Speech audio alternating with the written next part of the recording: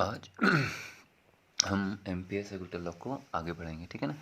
कल हम लोगों ने एम्पियर सर्कुलर लॉ पढ़ दिया था, एम्पियर सर्कुलर लॉ का प्रूफ हो गया था। आज जो है वो है application of ampere circular law. Applications of ampere circular law अभी हमने पढ़ना है, तो उसमें पहला टॉपिक हम लोग पढ़ेंगे magnetic field due to infinite long straight current wire. ये application of ampere circular law है, ठीक है ना।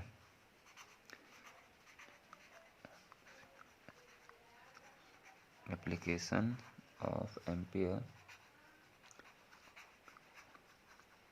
सर्कुलर लॉ, ठीक है ना। Application of ampere circular law में जो पहला अपना टॉपिक है वह है magnetic field due to infinite long straight current wire, ठीक है ना। क्या है मैग्नेटिक फील्ड? मैग्नेटिक फील्ड दिख रहा है, मैग्नेटिक फील्ड किससे? Magnetic field due to an infinite infinitely long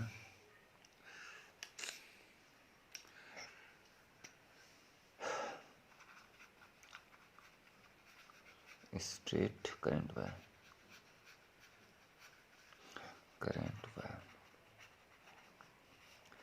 magnetic field due to an infinitely long straight current wire। ये हमने आज करना है, ठीक है ना। क्या है हमारा applications of ampere circular law में पहला topic magnetic field due to infinite long straight wire. Topic क्या है? एम्पियर सर्कुलर लॉ की एप्लीकेशंस, ठीक है। तो एम्पियर सर्कुलर लॉ आपको आना चाहिए। क्या था ampere circular law? The line integral of magnetic field around any closed loop is equals to the mu 0 times net current threading by the area enclosed by the loop. ये तो आपको याद हो गया मेरे ख्याल से। तो एक इनफाइनाइट लॉन्ग वायर है,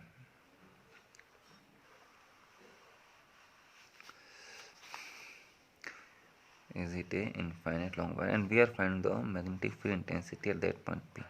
इस वायर से r मीटर की डिस्टेंस पर हमको मैग्नेटिक फील्ड निकालना है। इस वायर से इनफाइनाइट लॉन्ग है x और y। करंट कितनी फ्लो हो रही है? I। अब हमने किसका यूज़ करना है सर? हमने यूज़ करना है ampere circular law. And what is ampere circular law? Ampere circular law कहता है line integral of magnetic field around any close loop. तो सर क्लोज लूप, देखिए गॉसेस थ्योरम में जब हम क्लोज सरफेस इमेजिन करते थे तो इस तरीके से इमेजिन करते थे कि वो गॉसियन सरफेस जो दी गई चार्ज डिस्ट्रीब्यूशन था उसके अबाउट सिमेट्रिक हो, कोशिश करते थे कि वो सिमेट्रिक रहे। तो यहाँ पे भी हमारी कोशिश यही रहती है कि जो हमारा मैग्नेटिक फील्ड या जो मतलब हम मैग्नेटिक फील्ड निकाल रहे हैं एम्पियर सर्कुलर लॉ का यूज़ करके, तो वो मैग्नेटिक फील्ड गिवन वहाँ पर चार्ज डिस्ट्रीब्यूशन के अबाउट सिमेट्रिक था, यहाँ पर करंट वायर के अबाउट क्या होना चाहिए? सिमेट्रिक होना चाहिए। तो भाई हमको एक ऐसा क्लोज पाथ, और इस क्लोज पाथ को हम लोग एम्पेरियन पाथ कहेंगे। तो इस ऐसा हमको क्लोज पाथ एज्यूम करना पड़ेगा जो क्लोज पाथ इस आई के अबाउट क्या हो? सिमेट्रिक हो। नंबर एक बात। नंबर दूसरा बात, ये वायर जो है वो उस क्लोज पाथ के अंदर है। तो भाई मैंने क्या किया कि यहाँ पर एक क्लोज पाथ को एज्यूम किया और यहाँ पर जो क्लोज पाथ आया है वो मैंने इस तरीके से एज्यूम कर लिया। देखिए है ना, एक क्लोज पाथ यहाँ पर एज्यूम किया। ये अपना वायर था, ये वायर था, ये आपका वायर है, ठीक है, ये वायर है। और जो चूड़ी यहाँ पर दिखा रखी है ये क्या भी एम्पियर पाथ, इस तरीके से है ना। तो एक क्लोज लूप है और जो वायर है ये इस क्लोज लूप के सेंटर से पास हो रहा है। जो वायर है इस क्लोज लूप आपने रेड कलर से खींचा सर्किल, इसके सेंटर से पास हो रहा है। ये अपना क्लोज लूप होगा, ये सेंटर होगा, तो वायर कुछ इस तरीके से पास होगा, नहीं होगा। ये देखिए ये, तो अपना जो वायर है वो इस तरीके से यहाँ पर पास हो रहा है। तो ये क्या है? Close loop. ये क्या है? वायर। तो जो वायर है ये क्लोज लूप है और ये वायर है, तो क्लोज लूप इस वायर के, ठीक है। दूसरी बात क्या है कि क्लोज लूप इसके बाद सिमेट्रिक है। और मैग्नेटिक फील्ड निकालते हैं, लाइन इंटीग्रल करना है, तो फिर हमने क्या किया? अब वही चीज़ हम लोग करेंगे। छोटा सा एलिमेंट लेंगे डी। तो अपने यहाँ पर छोटा सा एलिमेंट के इमेजिनेशन किया, तो आपने यहाँ पर जो छोटा सा एलिमेंट लिया वो छोटा सा एलिमेंट आपने डी लिया और यहाँ पर आपने टेंजेंट भी ड्रॉ किया। This tangent represent the direction of magnetic field. और जो आपका ये लेंथ है, ये लेंथ आपका डी है। तो what is angle between B and D L? Sir theta equal to 0। अब हमने क्या करना है? एम्पियर सर्कुलर लॉ यूज़ करना है according to ampere circular law. Ampere circular law अब एम्पिरिकल लॉ कहते हैं भाई integration of B dot of D L, integration of B dot D L is equals to mu zero times I. मतलब इस close loop की boundary के along magnetic field का line integral. अब इस क्लोज लूप की बाउंड्री के along आप लाइन इंटीग्रल कर रहे हैं किसका, मैग्नेटिक फील्ड का। वो मैग्नेटिक फील्ड किसने प्रोड्यूस किया है, इस वायर ने। और ये वायर कहाँ से पास हो रहा है, इस क्लोज लूप के सेंटर से। इस क्लोज लूप ने वायर को चारों तरफ से घेरा है, तो इस वायर में जब करंट फ्लो होगा तो इसने चारों तरफ मैग्नेटिक फील्ड प्रोड्यूस करना है। उस मैग्नेटिक फील्ड का आपने इस वायर के अलॉन्ग लाइन इंटीग्रल करना है, और वो लाइन इंटीग्रल जो आएगा वो इसी वायर के अंदर से नेट कितना करंट पास हो रहा है उसका म्यू जीरो टाइम्स होगा। यही तो एम्पिरिकल लॉ है, ठीक है। तो B dot D L equal to mu zero I.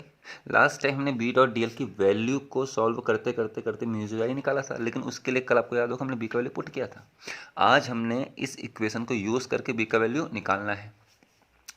तो integration B dot D L में बी और डी एल के बीच कितना करें, जीरो। क्यों, क्योंकि डी एल टेंजेंट के अलॉन्ग होगा और बी टेंजेंट के अलॉन्ग होगा, और जो टेंजेंट वहाँ पर टच करेगा डी एल उसके अलॉन्ग होगा। तो बी डॉट डी एल कितना रहा, B D L cos zero one होता है, इज इक्वल्स टू कितना हो गया भाई आपका म्यू जीरो आई। तो बी कहाँ आ गया, बी बाहर आ गया, अंदर कितना आ गया, integration of D L cos zero one है, is equals to mu zero I.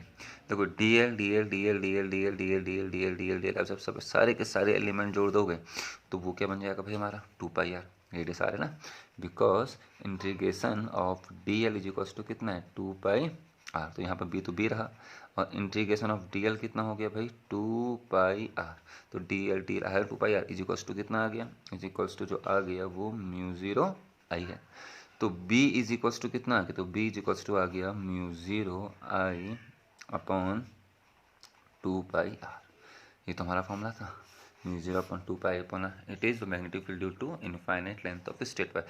Finite length याद है, हल्का सा डिस्कस करते हैं। ये वायर था, इसको नहीं करेंगे आप लोग, जो मैं कर रहा हूँ हल्का सा कॉपी में आप पहले कर चुके हैं। इसको डिस्टेंस d माना था, या r मान लीजिए आपकी इच्छा, इस तरीके से था नहीं था।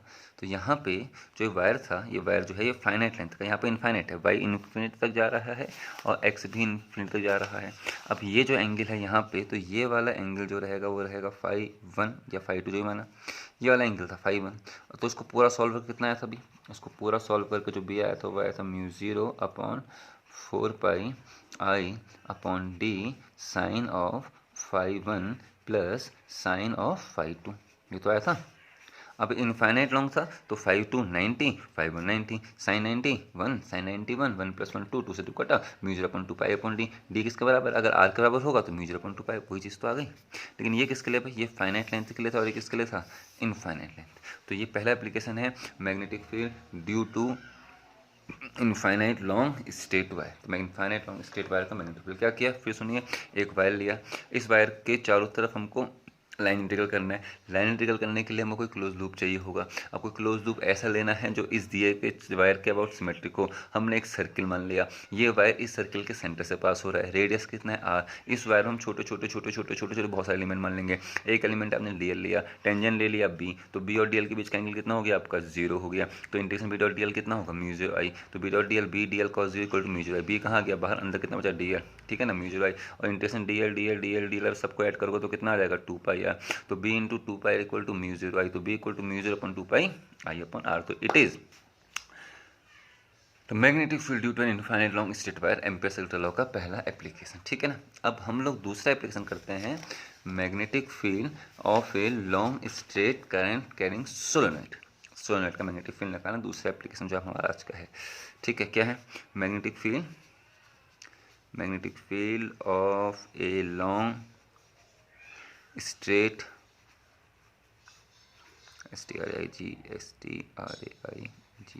स्ट्रेट सोलेनोइड, ठीक है ना। करंट कैरिंग सोलेनोइड होगा वैसे बेसिकली, ठीक है। अब what do mean by long solenoid, solenoid की बात किए भाई, करते हैं। देखिए सबसे पहले क्या है कि एक cylindrical helical path, last time अच्छा आप पहुँचे नहीं हेलिक्स में। चलिए एक सिलेंडर इमेजिन करते हैं। यहाँ पर मैं काम करता हूँ, मैंने यहाँ पर एक सिलेंडर की इमेजिनेशन करी। It is a hollow cylinder,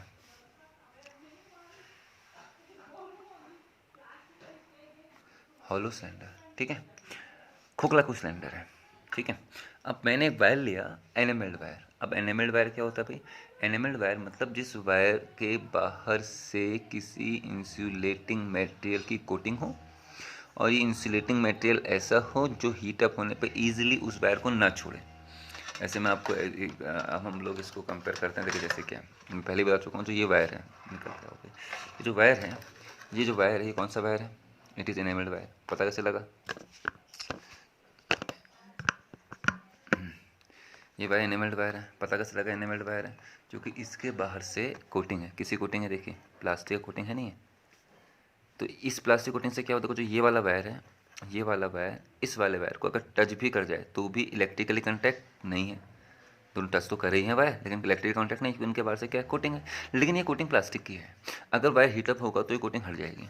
हम एक ऐसे कोटिंग की बात कर रहे हैं जो गर्म होने पर ईजिली मेटल को नहीं छोड़ता, लेकिन मेटल को, वायर को आपस में एक दूसरे से इंसुलेट रखता है। कनेक्ट होने के बाद भी वो आपस में कनेक्ट नहीं होंगे, इलेक्ट्रिकली कनेक्ट नहीं होंगे। तो ऐसे वायर को हम लोग कौन सा वायर कहेंगे? एनेमेल्ड वायर। तो हमने यहाँ पर एक एनेमेल्ड वायर लिया, ठीक है। और एनेमेल्ड वायर को इसके चारों तरफ इस तरीके से हम लोगों ने एक हेलिक्स, किस फॉर्म में?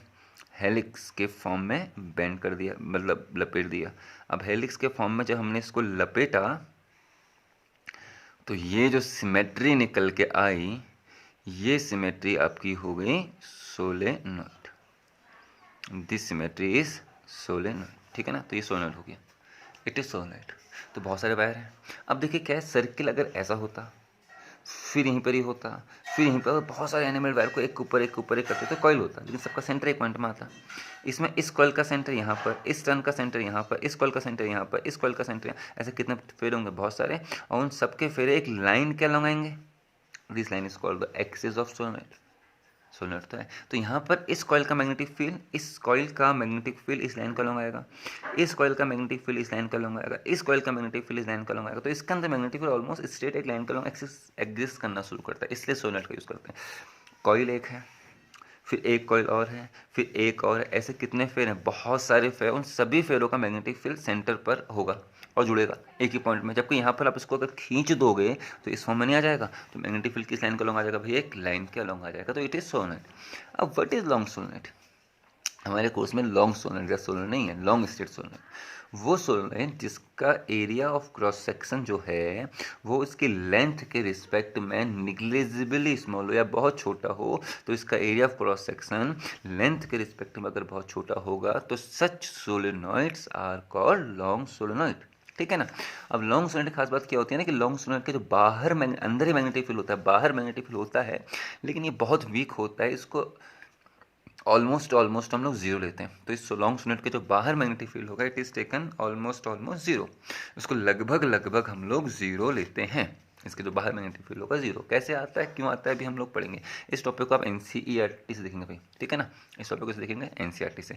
तो what is solenoid? What is solenoid? A solenoid is a cylindrical helix. It is made by winding closely, मतलब एनेमेल्ड वायर को बहुत पास करके आप लोग लपेटना शुरू करोगे।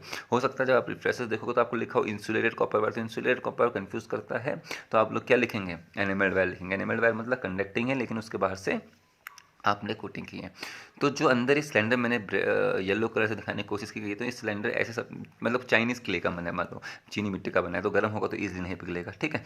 तो जब इसमें करंट फ्लो होगा तो हर वायर का, हर क्लोज सर्कुलर लूप का अपना मैग्नेटिक फील्ड होगा, एक डायरेक्शन का अलॉन्ग होगा, और वो सारे के सारे मैग्नेटिक फील्ड एक लाइन के अलॉन्ग आएंगे। और वो लाइन किसका अलॉन्ग होगा बेटा? आपके axis of magnetic field, magnetic field के लाइन के अलॉन्ग आएगा। तो जो मैग्नेटिक फील्ड होता है सोलेनॉइड के अंदर, उन सभी कॉइल का एक लाइन का लॉन्ग आ रहा है। किसका लॉन्ग आ रहा है? एक लाइन का लॉन्ग आ रहा है, और parallel to its axis. Axis के क्या रहा? पैरेलल रहा। That is the magnetic field within the solenoid is almost uniform and parallel to its axis. Axis का क्या रहेगा बेटा? आपका पैरेलल है। ये क्या बेटा? आपका सोलेनॉइड।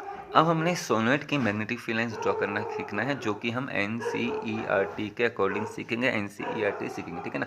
तो फिलहाल आप सोलेनॉइड समझ गए। तो सोलेनॉइड क्या होता है भाई? ए solenoid is a long cylindrical helix, ठीक है, ठीक है ना? चलिए अब हम इसको थोड़ा सा आगे बढ़ाते हैं। देखिए ये जो था ये सोलेनॉइड है जो किसी चाइनीज़ क्ले का बना हुआ है। फेरे बने हुए हैं, ठीक है। तो मैं यहाँ पर करंट ऐसे मानते, मान लो गया करंट यहाँ से गया, तो ये करंट यहाँ से गया है, तो इसके पीछे से कहाँ को आएगा, बाहर को, तो डॉट, फिर घूम के यहाँ से अंदर को आएगा तो क्रॉस, फिर घूम के बाहर को जाएगा तो डॉट, समझ रहे हैं। तो यहाँ पे जो हमने मैग्नेटिक फील्ड रिप्रेजेंट किया, इन टाइप के बहुत सारे, सॉरी, करंट का डायरेक्शन इस तरीके से बहुत सारे डॉट से रिप्रेजेंट किया, और जो यहाँ पे मैग्नेटिक फील्ड होगा वो बहुत सारे क्रॉसेस के थ्रू आएगा, आगे ना, डॉट और क्रॉस।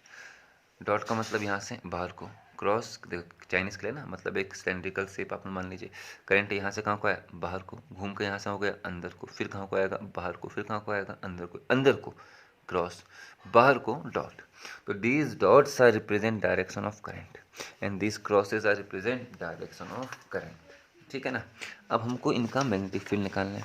अब बड़े ध्यान से सुनना, देखिए क्या ये थोड़ा सा टिपिकल है, थोड़ा डिज़ाइन टाइप का शेप आएगा, देखना ध्यान दीजिए, कैसे नहीं तो वहीं पे दोबारा कर लेते हैं।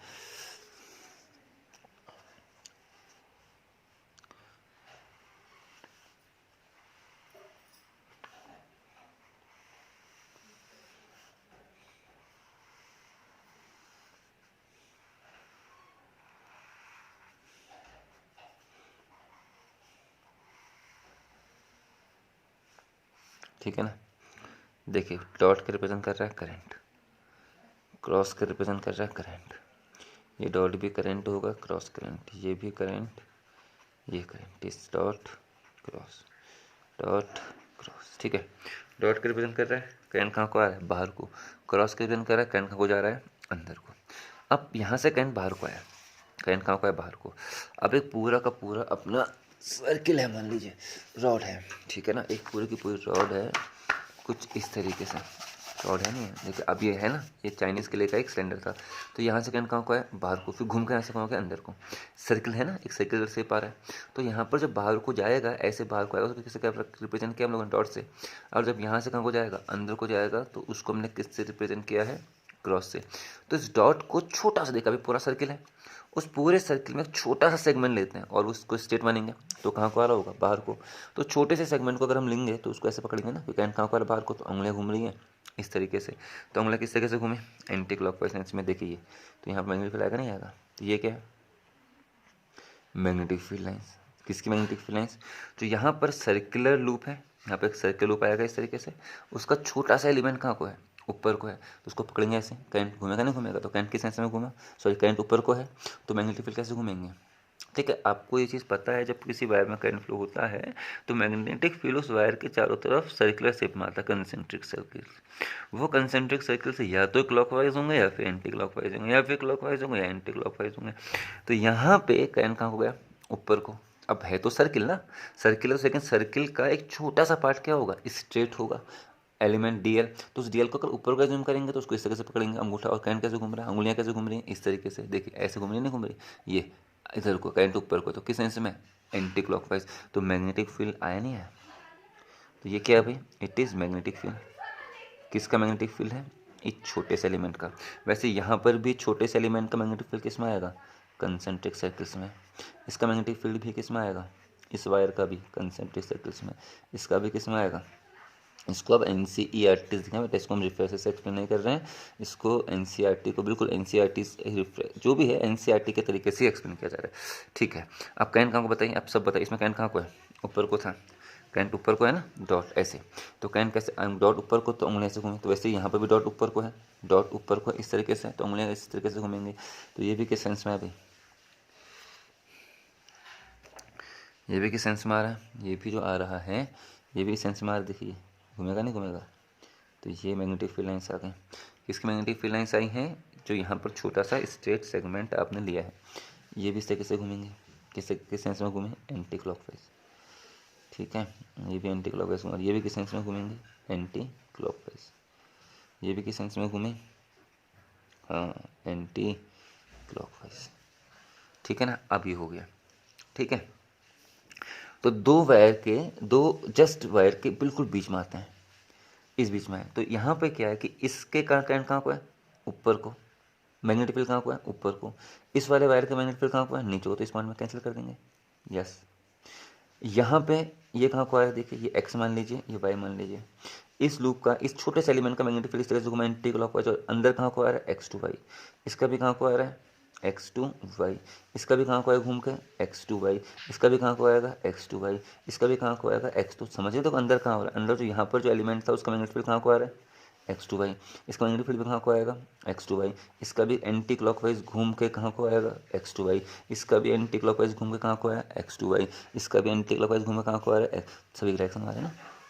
तो इसके बाहर और जुड़ेगा, अभी देखिए कैसे करते हैं। अब यहाँ से करंट कहाँ को आया था बाहर को, यहाँ पर जो एलिमेंट आपने कंसिडर किया था, जो आप लोगों ने यहाँ पे एलिमेंट कंसिडर किया तो कहाँ को आया था बाहर को, ठीक है। तो यहाँ से कहाँ को आएगा भाई अंदर को, फिर कहाँ को जाएगा बाहर को, फिर कहाँ हो गया अंदर को, तो अंदर को मतलब क्रॉस, तो ये क्रॉस है। अब इसको किस तरह से पकड़ेंगे भाई, अब यहाँ पर डॉट था तो इससे कैसे आया था, यहाँ पर क्रॉस है तो कहाँ को आएगा अंदर को, अंदर को मतलब इससे कैसे आएगा नहीं आएगा, तो अंगूठा कहाँ को आ रहा है, इसमें अंगूठा कहाँ को था ऊपर को, इसमें अंगूठा कहाँ को है नीचे को, तो उंगलियाँ कैसे घूमेंगे, देखिए अंगूठा नीचे को, ये नहीं घूम रही है, ये देखो अंगूठा ऊपर को होता, डॉट था ना ऊपर को, तो ये उंगलियां कैसे घूमी थी एंटी क्लॉकवाइज, इसमें क्रॉस होगा तो अंगूठा कहाँ को आएगा नीचे को, तो उंगलियां कैसे घूमेंगी क्लॉकवाइज, होगा यहाँ पर भी कंसेंट्रिक सर्किल्स के फॉर्म में। इसका कंसेंट्रिक सर्किल ये रहा, इसका कंसेंट्रिक सर्किल ये रहा 2, इसका कंसेंट्रिक सर्किल ये हो गया कितना 3, इसका कंसेंट्रिक सर्किल ये हो गया कितना 4, इसका कंसेंट्रिक सर्किल ये हो गया 5। तो ऐसे कितने सर्किल्स हैं बेटा, बहुत सारे। इसमें एन कैसे ऊपर वाले में किस सेंस में आया था एंटी क्लॉकवाइज, ऊपर को था ना ऊपर को ये, तो इसमें करंट कहाँ को नीचे, तो किस सेंस में आएगा क्लॉकवाइज, तो इसको क्लॉकवाइज सेंस में आप देखें, क्लॉकवाइज किस कैसे आएगा नहीं आएगा, देखिए क्लॉकवाइज क्लॉकवाइज, इसका भी कैसा है क्लॉकवाइज, इसका भी किस सेंस में आएगा क्लॉकवाइज, इसका भी किस सेंस में आया क्लॉकवाइज, आया नहीं है। अब इन दोनों के बीच में देखिए यहाँ पर फिर आता है, इस वाले लूप से इस वाले जो एलिमेंट था क्रॉस अंदर को जो था, तो इसका मैग्नेटिक फील्ड कहाँ को आ रहा है नीचे को, इस वाले कहाँ को आ रहा है ऊपर को, तो इफेक्ट कैंसिल करेंगे नहीं करेंगे, आएंगे ना। अच्छा अब अंदर आते हैं, कैसे घुमा है क्लॉकवाइज, यहाँ पर अगर आओगे तो कहाँ को जा रहा है एक्स टू वाई, यहाँ पर इसका भी कहाँ को जा रहा है एक्स टू वाई, देखिए ये कैसे घूम रहा है क्लॉकवाइज, और कहाँ को अंदर कहाँ को आ रही है उंगली एक्स टू वाई, फिर घूमते हुए कहाँ को आ रही है एक्स टू वाई, ये एंटी क्लॉकवाइज है लेकिन अंदर कहाँ गए एक्स टू वाई, तो इसका मैग्नेटिक इस ऊपर वाले टर्न्स का मैग्नेटिक फील्ड कहाँ को आ रहा है एक्स टू वाई, इसका मैग्नेटिक फील्ड भी कहाँ को आ रहा है एक्स टू वाई आ रहा है ना, ठीक है। अच्छा अब ये जो डायमीटर है, this diameter of this solenoid जो है वो इसके लेंथ के रिस्पेक्ट में नेग्लिजिबल स्मॉल है। क्यों है नेग्लिजिबल स्मॉल, क्योंकि लॉन्ग सोलेनोइड का है। तो मैं इस पॉइंट को पकड़ूँ, देखिए अब मैं इस पॉइंट को पकड़ता हूँ, एक पॉइंट पी कह देता हूँ, एक पॉइंट अंदर हम लोग क्यू कह देते हैं, और इस पॉइंट को हम लोग मान लेते हैं आर। ये जो डायमीटर है ये बहुत छोटा है, हमने पहले कहा है कि हम डिस्कस लॉन्ग सोलेनोइड में कर रहे हैं। लॉन्ग सोलेनोइड कहने का मतलब जिसका डायमीटर लेंथ के रिस्पेक्ट में काफ़ी छोटा हो, तो जो लेंथ है ये जो डायमीटर है वो लेंथ के रिस्पेक्ट में काफ़ी छोटा है, बहुत छोटा है ना।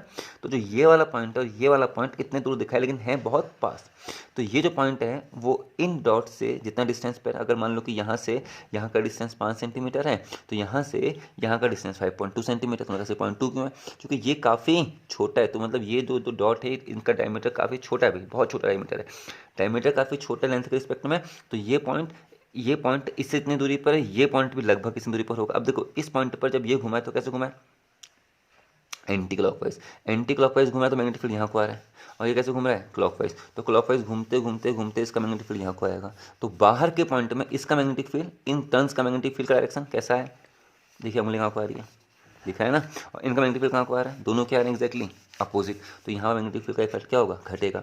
अब अगर दोनों बहुत पास है तो यहाँ मैग्नेटिक फील्ड ऑलमोस्ट कितना होगा जीरो।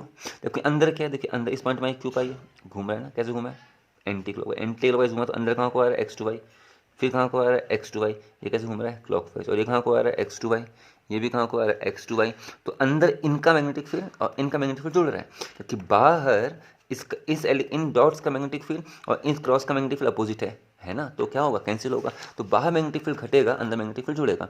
तो अगर मैं कंबाइंड फील्ड लाइंस बनाऊं इन दोनों का, तो वो देखिए इस तरीके से,